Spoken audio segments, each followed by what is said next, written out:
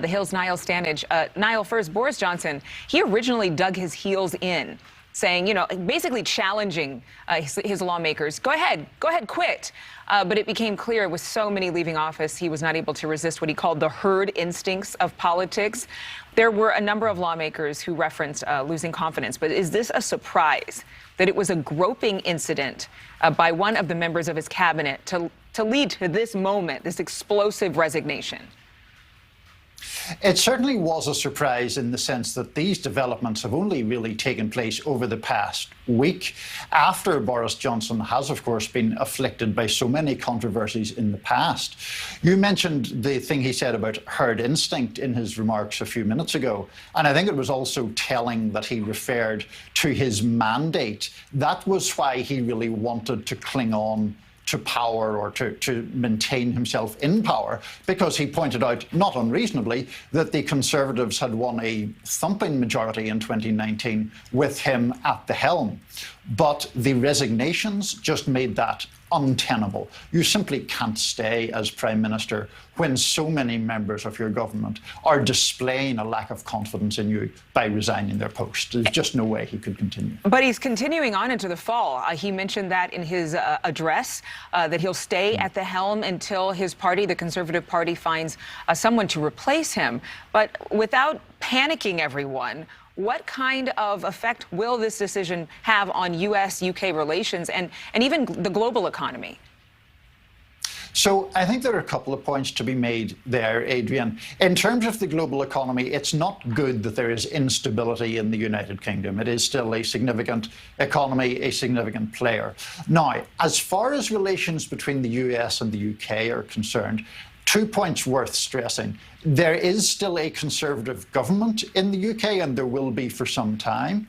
And the relationship between Britain and the US is particularly important to London right now in the wake of Brexit. Having made the decision via a referendum to remove itself from the European Union, the United Kingdom is now very, very eager to have a trade deal with the United States and to maintain that special relationship as closely as it possibly can. The Conservative Party, I should mention, is on balance an even more pro-US party than the main opposition Labour Party in Britain. So in that sense, I think the ramifications are not quite so dramatic, even though we're watching these enormously dramatic scenes play out. And for a lot of people, they might have thought this was a long time coming, but that the writing was on the wall for Johnson. What happens next, though, in light of the fact that there are so many vacancies right now in UK government? I mean, we listed a few of the titles, but you can actually go online and see the number of people who resigned and the letters that they wrote to Johnson saying why they did not think that they could stay in the seats that they held. I mean, how does the government function? This is a great question, and I think it is the most urgent question facing Whitehall right now. At the moment, I'm seeing, for example, a tweet from a Conservative MP saying that the British public would not forgive us, in this MP's words, if these offices of state remain vacant. One key question is whether some people who resigned might be persuaded back on a temporary basis for these next few months.